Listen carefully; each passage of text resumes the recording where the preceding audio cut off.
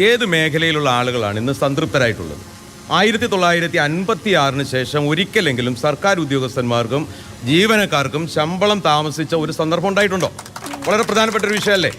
സമസ്ത മേഖലയിലും പരാജയപ്പെട്ട ഒരു ഗവൺമെൻറ് അല്ലേ? എന്താണ് ഈ ഗവൺമെൻറ്റിൻ്റെ പ്രത്യേകത? മുഖ്യമന്ത്രിയുടെ മകളുടെ അക്കൗണ്ടിലേക്ക് പണം എത്തുന്നു. പണം എത്തിയത് എന്തിന് എന്ന ചോദ്യം ചോദിക്കാൻ ഈ രാജ്യത്തെ ജനങ്ങൾക്ക് അവകാശമില്ലേ? ആ പണം എത്തിയത് എന്തിന് എന്ന് പറയാനുള്ള ഉത്തരവാദിത്വം മുഖ്യമന്ത്രിയുടെ മകൾക്കില്ലേ? അല്ലെങ്കിൽ ഉത്തരവാദിത്തപ്പെട്ട ആളുകൾക്കില്ലേ? ഇത്രയേറെ അഴിമതി കൊടികുത്തി വാണ ഒരു കാലഘട്ടം ഇവിടെ ഉണ്ടായിട്ടുണ്ടോ? വലിയ സാമ്പത്തിക പ്രതിസന്ധിയെക്കുറിച്ചൊക്കെ പറയുമ്പോഴും ഈ ധൂർത്തിന് എന്തെങ്കിലും ഒരു കുറവ് ഈ രാജ്യത്തുണ്ടോ? നിങ്ങൾ ശ്രദ്ധിച്ചു നോക്കൂ, മുഖ്യമന്ത്രി വരുന്ന വരവ് എങ്ങനെയാണ്? 36 കാറുകളുടെ അകമ്പടിയോടുകൂടിയാണ് അദ്ദേഹം വരുന്നത്. നമ്മുടെയൊക്കെ വീട്ടിലും തൊഴുത്തും പശുവൊക്കെ ഉണ്ട്. ഇവിടെ മാത്രം എന്താണ് ഇങ്ങനൊരു തൊഴുത്തും പശുവൊക്കെ ഈ മുഖ്യമന്ത്രിയുടെ വീട്ടിൽ മാത്രം? അതുപോലെ തന്നെ PSCയെ ഇത്ര മാത്രം നോക്കുകുത്തിയാക്കിയ ഒരു ഗവൺമെൻറ് ഈ രാജ്യത്ത് എന്തെങ്കിലും ഉണ്ടായിട്ടുണ്ടോ?